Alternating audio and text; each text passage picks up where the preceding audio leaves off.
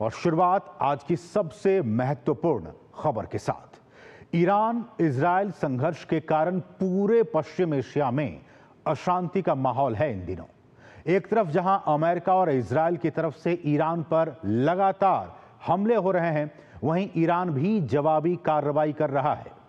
America के जंग में कूदने के बाद जारी संघर्ष न सिर्फ खतरनाक मोड़ पर पहुंच चुका है, बल्कि पूरी दुनिया दो धड़ों में बढ़ती हुई दिखाई दे रही है।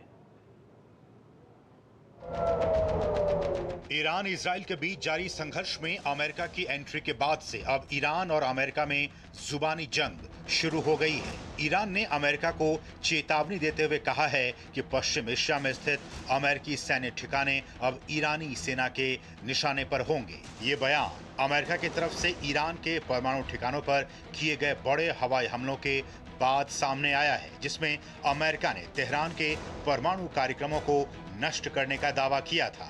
इन हमलों को लेकर अंतर्राष्ट्रीय समुदाय में गंभीर चिंता जताई जा रही है।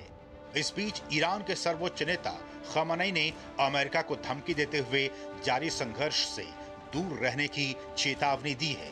ईरान ने कहा है कि अगर अमेरिका ईरान पर हमला करता है तो अमेरिका को गंभीर नतीजे भुगतने होंगे। वहीं ईरान के राष्ट्रपति ने भी हमलों को लेकर कहा है कि अमेरिका को भी इन हमलों का करारा जवाब मिलेगा।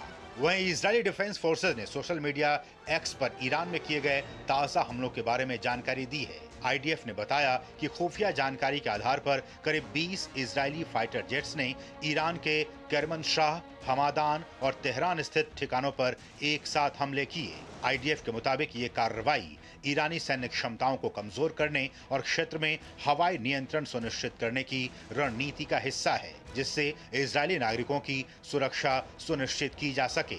साथ ही बताया कि यह ऑपरेशन ईरान की आक्रामक गतिविधियों और संभावित खतरों को रोकने के उद्देश्य से अंजाम दिया गया है। इस बीच ईरानी विदेश मंत्री अब्बास अरागची रूस के दौरे पर हैं। दौरे के दौरान ईरानी विदेश मंत्री ने कहा कि राष्ट्रपति पुतिन के साथ उनकी मुलाकात में इजरायली आक्रामकता पर बातचीत हुई। वहीं रूसी राष्ट्रपति पुतिन ने कहा कि ईरान के खिलाफ अकारण आक्रामकता का कोई आधार नहीं है और इसका कोई औचित्य भी नहीं है। वहीं अमेरिकी राष्ट्रपति डोनाल्ड ट्रंप ने ईरान के 3 प्रमुख सैन्य ठिकानों पर अमेरिकी सैन्य हमलों के बाद ईरान में सत्ता परिवर्तन के संकेत दिए हैं। ट्रंप ने कहा है कि अगर वर्तमान ईरानी शासन ईरान को फिर से महान बनाने में असमर्थ है तो सत्ता परिवर्तन क्यों नहीं होगा। इस दौरान उन्होंने अमेरिका की सेना की भी जमकर तारीफ की। ट्रंप ने social media platform truth social पर लिखा कि हालांकि सत्ता परिवर्तन शब्द का प्रयोग करना राजनीतिक रूप से सही नहीं है, लेकिन यदि वर्तमान ईरानी शासन इसे फिर से महान बनाने में असमर्थ है तो सत्ता परिवर्तन क्यों नहीं होगा। Make Iran great again, मीगा।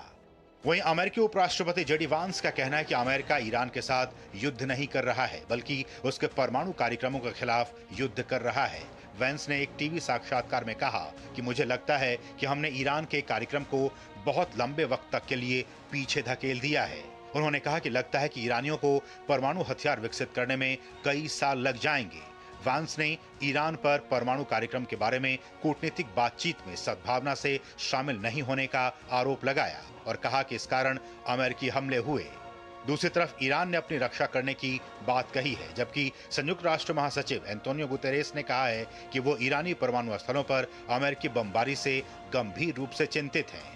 इस बीच अमेरिका के ईरान पर किए गए हवाई हमलों के बाद संयुक्त राष्ट्र सुरक्षा परिषद ने रविवार को एक आपात बैठक की। बैठक के दौरान रूस, चीन और पाकिस्तान ने एक साझा मसौदा प्रस्ताव पेश किया, जिसमें पश्चिम एशिया में तत्काल और बिना शर्त युद्ध विराम की मांग की गई। संयुक्त राष्ट्र में ईरान के राजदूत ने अमेरिका पर एनपीटी का राजनीतिक हथियार के तौर पर इस्तेमाल करने का आरोप लगाया। वहीं अमेरिका की कार्यवाहक प्रतिनिधि ने कहा कि ईरान ने बातचीत की प्रक्रिया को लगातार बाधित किया और वो क्षेत्रीय स्थिरता के लिए खतरा बन गया है। वहीं इजराइल के स्थायी प्रतिनिधि ने भी ईरान पर आरोप लगाते हुए कहा कि वो कूटनीति का दिखावा कर रहा है, जबकि वो मिसाइल निर्माण और यूरेनियम संवर्धन जैसे कार्यों में लगा हुआ है। साथ ही रूस के प्रतिनिधि ने अमेरिका की कार्रवाई की कड़ी आलोचना करते हुए कहा कि अमेरिका का ये हमला वैश्विक नियमों के खिलाफ है। इस बीच अंतर्राष्ट्रीय परमाणु ऊर्जा एजेंसी यानी IAEA ने ईरान में गंभीर स्थिति को देखते हुए आज एक आपात बैठक बुलाई। एजेंसी के प्रमुख राफेल ग्रॉसी ने बैठक के बाद प्रेस को संबोधित करते हुए कहा कि कूटनीति के जरिए ही समस्या का समाधान हो।